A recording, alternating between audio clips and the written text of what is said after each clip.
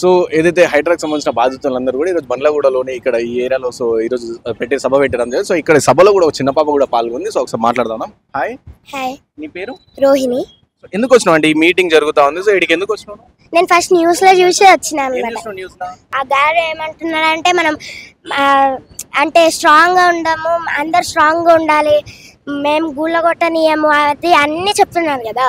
దానికి అది నాకు నచ్చి మా డాడీ వస్తున్నారంటే మా డాడీతో పాటు కూడా నేను వచ్చేసినాను. నార్మల్గా అంటే న్యూస్ లో ఏం చూసినావు అంటే ఇట్లా గుళ్ళు కొట్టడం కావచ్చు, మూసినా ఎందుకు గుల్ల కొడుతున్నారు అనుకుంటున్నావు? మూసిని డెవలప్ చేయడానికి కొడుతున్నారు అనుకుంటున్నాను. అంటే ఇది కరెక్టేనా అంటే ఇట్లా గుల్ల కొట్టడం కావచ్చు?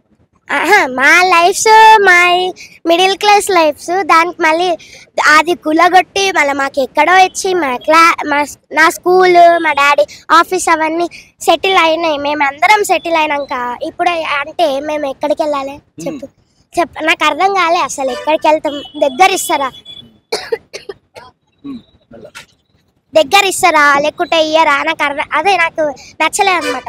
ఎంతో దూరంలో ఇస్తారు, మళ్ళీ నా బస్సు మళ్ళీ మేమే కట్టుకోవాలి, మళ్ళీ పెట్రోల్ డీజిల్ ఏవైతే మా డాడీ పోతున్నాడు అది కావాలి, మళ్ళీ అవన్నీ ఇస్తాడా? ఇయ్యడు కదా. అందుకని నాకు నచ్చలేదు. దాని బదులు ఇప్పుడు బీఆర్ఎస్ వాళ్ళేమో ఫెన్సింగ్ వేయించినారు, గ్రీన్ కలర్ తిప్పది కూడా ఉంది, దానిపై నుంచి కూడా వేస్తున్నారు చెత్త మూసిలో. ఇప్పుడు దాన్ని ఆ పిచ్చి రివర్ ని అంటే నేచర్ కూడా ఇంపార్టెంటే, కానీ దాన్ని అట్లా చేయడం నాకు నచ్చలే.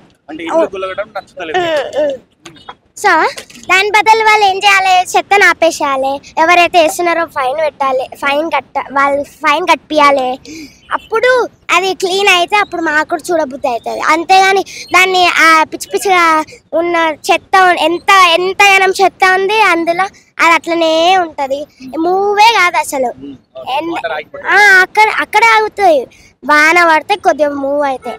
అది అమ్యూజ్మెంట్ పార్క్ ఎట్లా చేద్దాం, అది ఆ థాట్ ఎట్లా వచ్చింది? అదేదో గందిపేట చెరువుతోని దాంతో చేయొచ్చు కదా, ఎందుకు మూసినే పట్టుకున్నారు?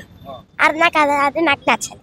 సో ఇంకోటి మూసీలో కూడా మీరు ఆల్రెడీ అక్కడక్కడ సోషల్ మీడియాలో ఇన్స్టా ఫేస్బుక్ లో చూస్తుండొచ్చు, అంటే చిన్నపిల్లలు ఏడవడం కానీ ఇంట్లో కూలిపోవడం కానీ. సో ఇవన్నీ చూస్తున్నావు అంటే ఏమని చెప్తాను? ఇవన్నీ చూస్తున్నప్పుడు ఎట్లా బాధ అనిపించదు, నాదే పోతుంది, నా ఇల్లే పోతుంది. ఇంకా వాళ్ళని చూస్తే నాకు కళ్ళలకి నీళ్ళు వస్తున్నాయి. ఎందుకంటే అంత చాలా బాధ అనిపించింది.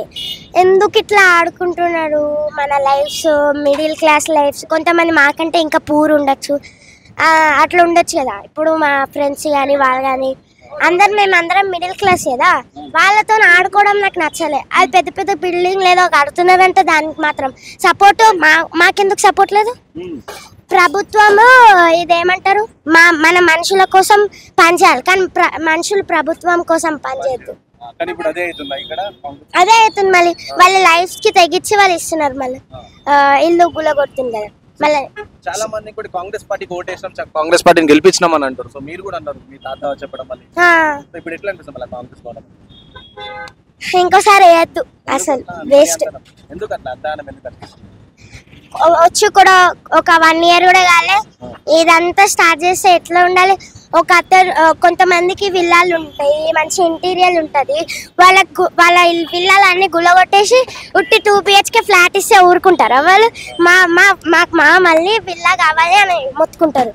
అట్లనే అది అట్లా ఆడుకోవద్దని అంటున్నా. మళ్ళీ మాకు కూడా ఎన్నో లోన్స్ ఉంటాయి, హోమ్ లోను అవి ఇవి, మేము మళ్ళీ ఎట్లా కట్టుకోవాలి అని.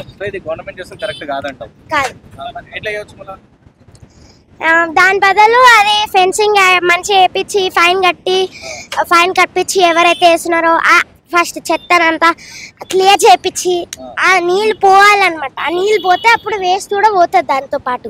ఇల్లు గుల్లగొట్టకుంటే అప్పుడు ఇంకా మంచిగా ఉంటుంది అంతే.